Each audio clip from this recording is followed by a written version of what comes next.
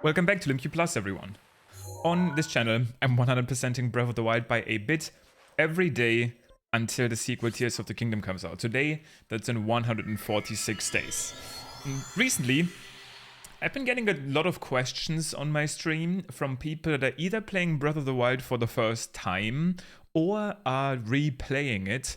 And a lot of them have the same question. They're saying, how do you still play so much Breath of the Wild? How do you still enjoy it? I'm not enjoying it as much as everybody else seems to enjoy it, or I'm replaying it and it doesn't feel as good as it did the first time. And that's why today I wanted to give some suggestions as to how to spice up your second Breath of the Wild playthrough. Maybe your third, maybe your fourth, or maybe, I don't know, maybe your 10th. Some people have played this game a ton. But I think right now, as we are getting closer to 2023 and the release year of the sequel, how is it even possible that I didn't hit that acorn? Oh, right, this acorn is built different. You have to hit the explosion in front of the tree, otherwise it doesn't work. I think right now is a solid time to get into Tears of the Kingdom, into Breath of the Wild, because of how close Tears of the Kingdom is, and I wanted to give you some suggestions how to potentially spice up your playthrough, how to find some fun, even though you think there is not much more fun to be had.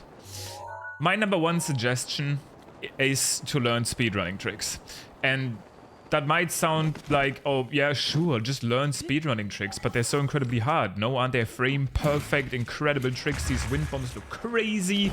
And maybe, if you look at them for the first time, they do look crazy and incredibly hard to do. But once you've actually done them once, and then twice, and then 10 times, they'll become second nature. And I will tell you this. When I first tried to get into speedrunning, a lot of the videos out there on YouTube, like the Summoning Sword World Record progression videos, they sound scary. They talk about these god gamers, these absolute legends who, and don't get me wrong, a lot of these runners are, but who are like unbeatable. They have a once-in-a-lifetime DNA to perform these tricks. Bullshit. If you have only just decent, the most decent, average gaming skill, I promise you, you can do most main speedrunning tricks in Breath of the Wild, from wind bombs to BLSS to whatever you want to learn. And the way and the reason why this might make Breath of the Wild more fun to you is obvious. If you're able to do wind bombs and slides, it's so much easier to get from one location to another. Because at this point, you've seen Breath of the Wild, you've seen the ruins, you've seen the shrines once. You might just want to come back to it and re-experience the good stuff. And wind bombs and BLSS makes that so much easier and more convenient. It cuts out a lot of the downtime of simply walking around, which might have been good and fun for you the first time you played that game. Maybe that's what was cozy or relaxing to you. But a lot of people, I think, just want to get to the good stuff again. They want to do the dungeons again. They want to do the boss fights again. And that's why learning wind bombs and speedrunning tricks in general, but I'd say specifically wind bombs because of how universal they are, is a great way to get back into the game to spice up your next playthrough. I have a wind bomb guide that's still pretty up to date, but there's some other wind bomb guides. I would recommend the one by Vivox. VIVOXE. I'm gonna try if I can link it in the description. That's a little bit more up to date from another top runner of the game, which is why I recommend that one. So that is my number one idea. Learn speedrunning tricks and spice up your playthrough this way. Number two is a way of playing through the game that I've recently done on my main channel that I think can be really interesting, especially if you've already maybe played the game once or twice and you want a different experience, maybe a more challenging experience. And that's going to be and this actually fits with yesterday's topic because you can't just do this by default, but this would be doing an Amiibo only playthrough. What does this mean? You are only allowed to use Amiibo scans to get your items, so obviously you need at least one Amiibo. You can pick your own restriction as to how much you're allowed to scan them, but what this does is it forces you to use different weapons, different equipment than you usually use every single run. A lot of people have the same favorite weapons that they always default to, and while that is for a reason, because they like these weapons, forcing yourself into something else can be incredibly refreshing and a cool way to play the game. I did an Amiibo only playthrough and it was very interesting. It had me do some strats that I've never done before, which is why I would definitely recommend it. Another thing I can recommend is a playthrough on the emulator using the Vicotero randomizer mod. the randomizer mod does is it's actually up to you. It's a very good mod, but you can decide for yourself how randomized you want it to be. You could either have it randomize only shrines, so when you teleport into a shrine, you will instead teleport into a random shrine. It can randomize items, weather, it can give you random effects. It can do all sorts of things, and I would recommend messing around with them. It can be really fun. I personally didn't do it too much, and I will also explain you why. My one, the one downside I think that the emulator, the randomizer, what is going on with this wind bomb, by the way? That the randomizer has is that there's one thing in the game that makes the randomizer a lot easier, and that is the Lure-Line gambling minigame. Because in that minigame, you basically get to open chest after chest after chest. Obviously, you can not allow yourself to do that, making the randomizer more interesting and longer lasting.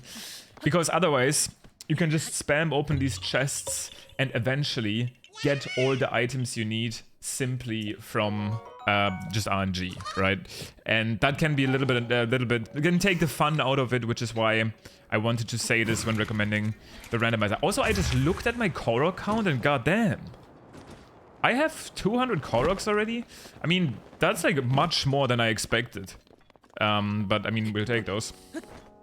Anyway, in general, other than randomizers, the Amiibo only run, keep in mind that there is a almost infinite amount of challenge runs that you can challenge yourself to do. This could be you're not allowed to use runes. You're not allowed to use bows. Obviously, it might not be possible to do every content in the game, but just figuring out for yourself without necessarily recording a YouTube video what part of the game you can beat while restricting yourself, in my opinion, is a great way to revisit this game. And the reason is, I think it gives you that original feeling from playing the game for the first time again, where you have to think about the things much more, right? Like, once you know how to beat a shrine, technically you could always choose that same option again. You could choose the same way of beating that shrine again, making it a little bit more boring. But if you restrict yourself in a different way, for example, by not using any runes, and I can already confirm from a YouTube video that in the past that you can in fact beat technically every single shrine. It's not technically, but you need some glitches to do so. Beat every single shrine without using runes ever. You can make your own rules that you can say, yo, okay, I'm allowed to use runes when moving around, so I can still do wind bombs, but I can't use them in shrines, I can't use them in divine beasts, blah, blah, blah. Restrict yourself and try to stick with it, because otherwise there's no point in doing it. And experience the game that way. That, in my opinion, is another great way to do it. And now for my final tip that I did want to talk about. And this is something that I encourage everyone to do anyway, especially if you've already listened to trick number 1, which is learn the speedrun tricks of this game. If you already do that, if you already know to wind bomb, why not give speedrunning itself a shot? I know it may look intimidating at first. A lot of the world record runs are incredibly optimized, but forget the world record thing for a second. So many people get like trapped by thinking, oh, I can only do a speedrun when I go for world record. Everybody always talks about what's the world record, world record. That's stupid. Speedrunning to me, and I've been doing it for hours, I've had world records, but that's not what my favorite part about speedrunning was. Not even close. I honestly don't care about any of the records I had, really. A lot of my speedruns I don't even submit to the leaderboard, because that's not what speedrunning is all about. At least to me, and to basically everyone I know that speedruns a lot. Speedrunning is about self-improvement. That's right there. Must have been one of the best timed deaths in my playthroughs of all time. And speaking of self-improvement, this next time we're not gonna get shot by a laser. When we're about to grab this Korok, okay? Anyway, oh, I'm sure the game remembered that I've already used Rivati Scale, no? Probably. Anyway, speedrunning is about self-improvement. That's really what it's about. It's not about beating the world record. And what makes speedrunning fun is beating your own time. literally having a number on the screen that confirms that you've played better than last time. And the amount of longevity and replayability that specific thing gives to Breath of the Wild, or any game as a matter of fact, is incredible. Like, you're gonna want to play more and more because you're gonna want to get better. And I think that is a feeling that everyone should at least experience once, especially for their favorite game. Okay, let's try to not get hit. Okay, especially for their favorite game, because I think it's very fulfilling, and I think you should try it. If you have ever wanted to speedrun Breath of the Wild, your first stop is going to be the Breath of the Wild speedrunning Discord server. I'm pretty sure you can literally just Google that, and you will find it. A lot of helpful people are there, a lot of tutorials, resources. It is possible to learn speedrunning this game. In my opinion, the any % run is probably a great start, where you just simply beat the game, and then you can move on to longer categories if you want to. Also, keep in mind that from what we know, Tears of the Kingdom is seemingly looking relatively similar to Breath of the Wild in terms of mechanics and the engine. So you might be able to, when you learn the speedrun now, to also speedrun Tears of the Kingdom. This entire speedrunning world, in my opinion, is a super friendly, welcoming community, and I would really urge you, if you like this game, to try it out. If it's really not your thing, you can choose any of my other options that I have provided, and maybe you'll find some fun, restrict yourself, do a challenge run, learn some speedrunning tricks, try out the randomizer. This game is coming up to its 6 years anniversary, so if you just don't feel like playing the game right now, no problem, just don't. And that might make Tears of the Kingdom even more exciting for you. But if you want to get into it again, and if you maybe want to 100% this game just before the sequel comes out, that's one of the ways to do it. Thank you so much for watching today. Tomorrow it'll be 145 days to Tears of the Kingdom. This countdown, in my opinion, is like zooming right now. Before we know it, we are in the 100-day countdown. Thank you so much for watching today. And if you want, I'll be back tomorrow with another video, and I'll see you there.